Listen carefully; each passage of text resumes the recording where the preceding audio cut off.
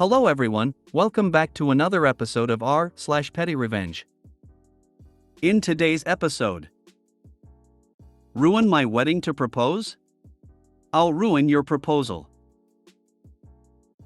Deny my ability to use my backyard when my dog is dying? Alright, you'll no longer be able to enjoy yours. Realtor was callous and inconsiderate when I worked a menial job 10 years ago. In the process of selling my home, and called him up with the sole intention of wasting his time. Before we get started, make sure to subscribe so you will never miss a video. So let's get started. Ruin my wedding to propose? I'll ruin your proposal.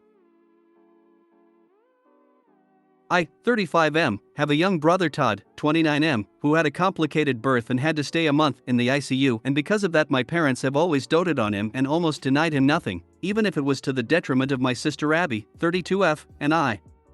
My brother drinks in on the attention and has on more than one occasion made himself the center of attention at either my sister's, or a cousin's special event. Because of this, Abby and I have a strained relationship with Todd and our parents. Unfortunately, Todd met and fell in love with Lucy, 24F, who announced her own pregnancy at the baby shower my mom held for Abby. When I proposed to my wife Michelle, 30F, I just wanted to elope, but she really wanted her family to be there, so I invited my family out of obligation. While out, my best man Jim, 35M, noticed a receipt from a jewelry store slipped out of Todd's pocket. Jim confronted Todd about this, which led to an argument. Jim told me everything and I told Todd that he was no longer going to be a groomsman because I knew he was going to propose at my wedding. Todd cried to our parents, and which led to a blowout. In my parents' eyes, since Todd never admitted that he was going to propose to Lucy at my wedding, I was unfairly judging him. I refused and brought up Todd's past behavior. My parents couldn't refute this and got Todd to agree to not try anything at my wedding.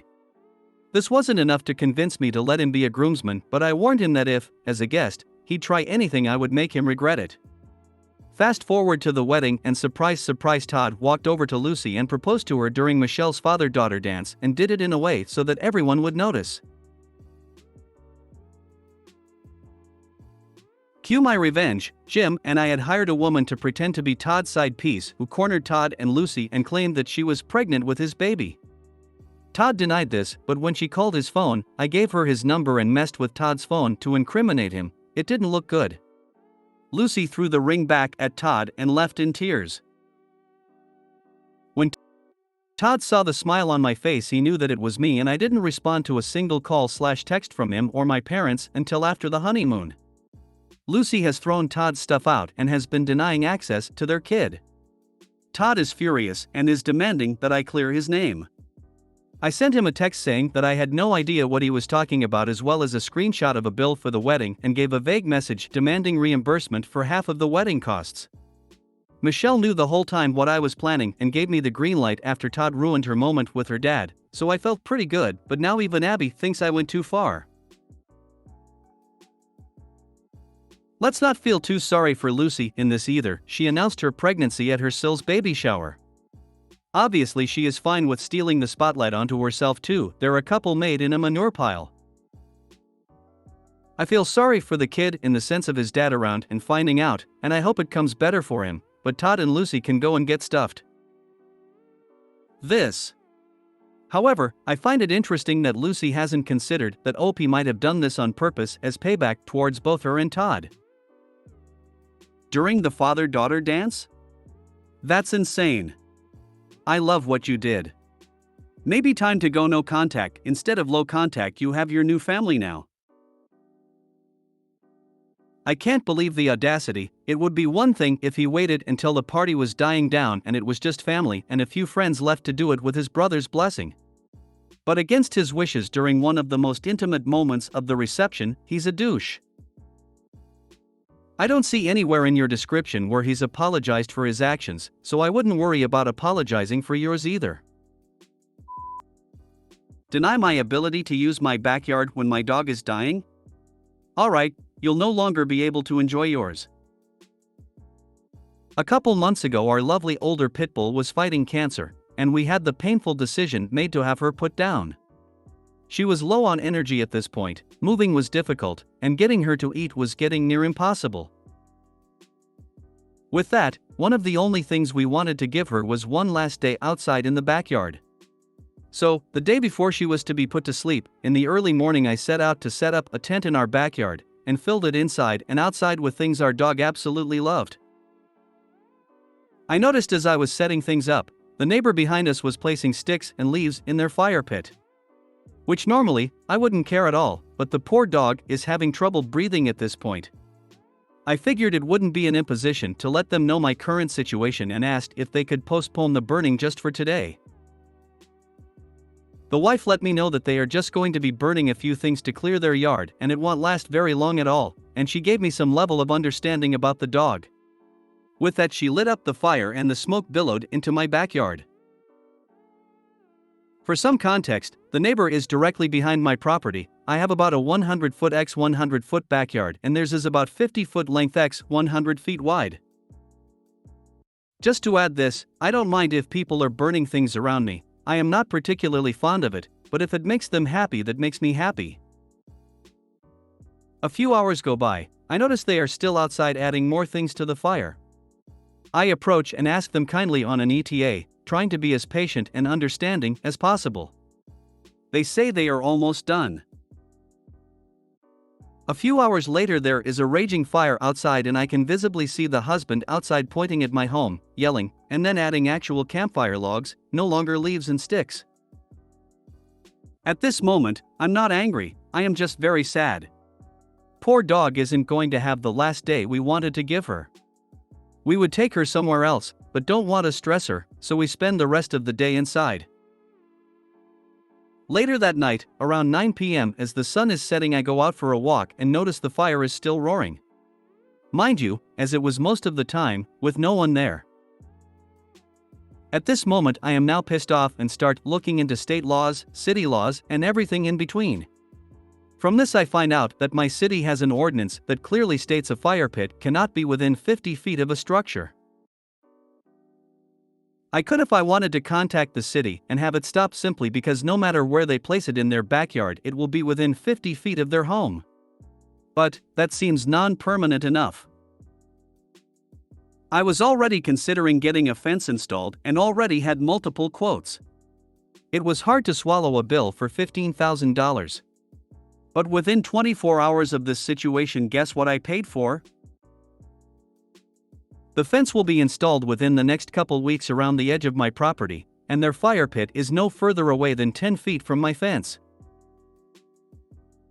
Can't take a single day away from your fire pit for a dying dog?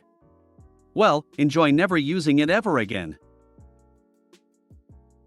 Beyond the location of the fire, almost every state I know of you have to be attending the fire, actively within sight of it and outside, the entire time it's going, in addition to limits on how big it can be.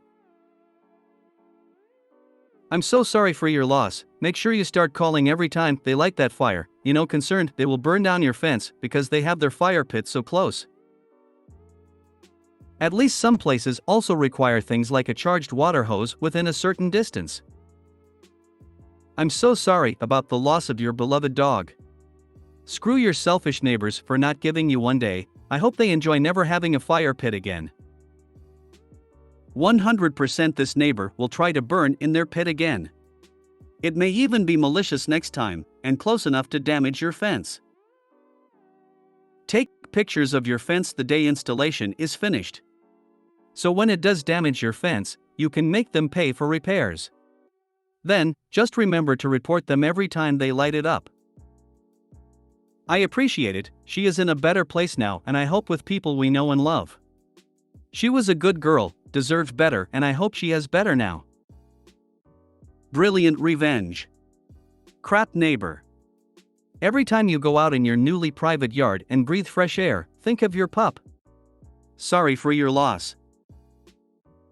I appreciate that so much, and we will.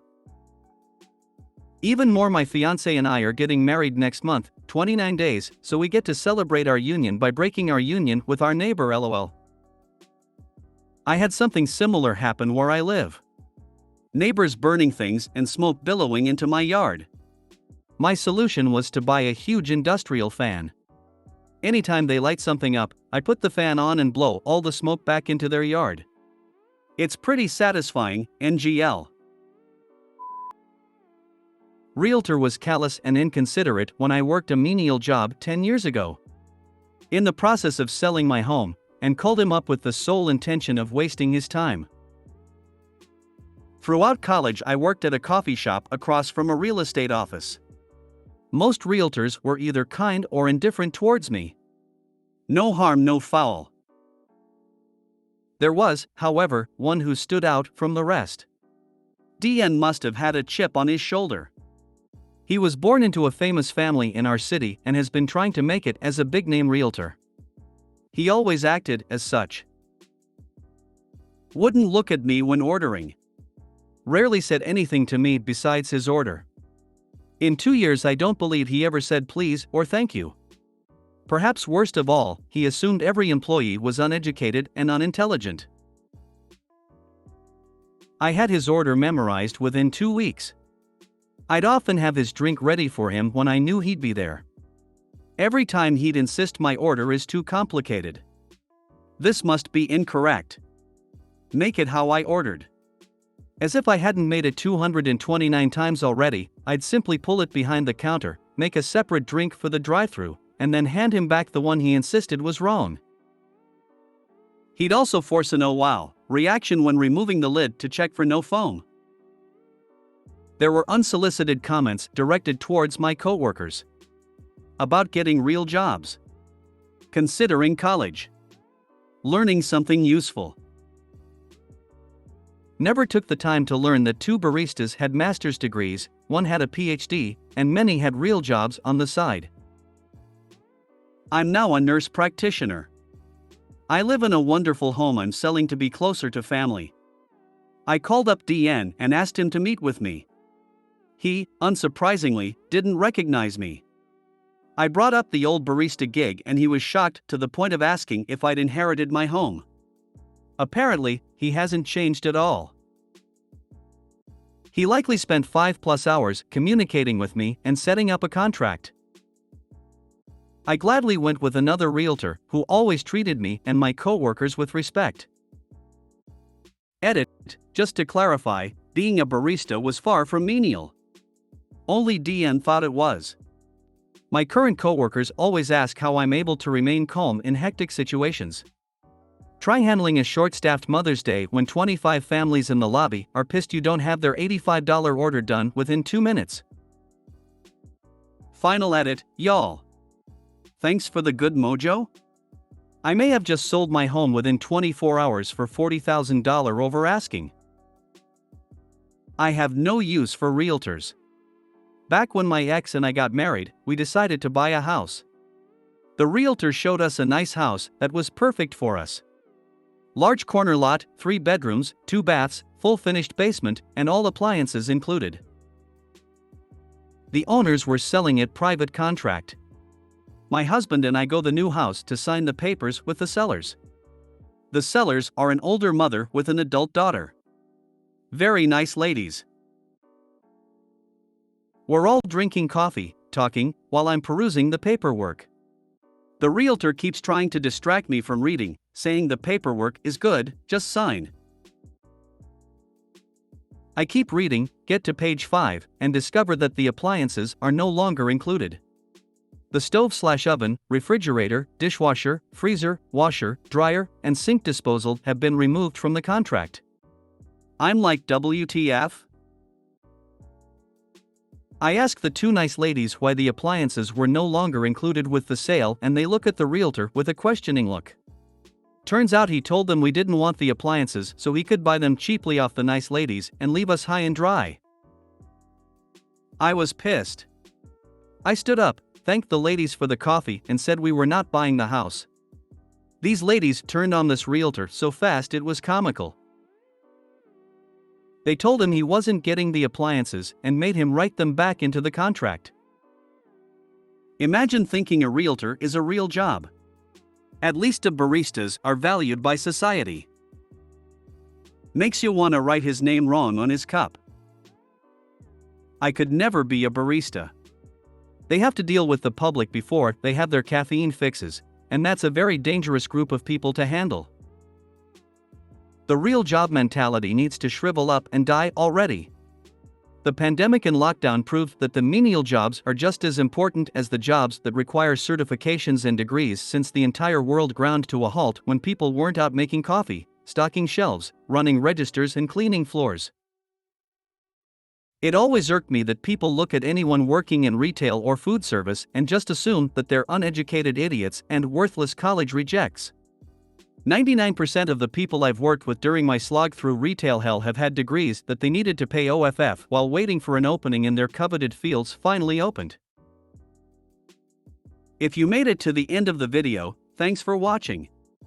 Don't forget to like, subscribe and share, and we will see you in the next video.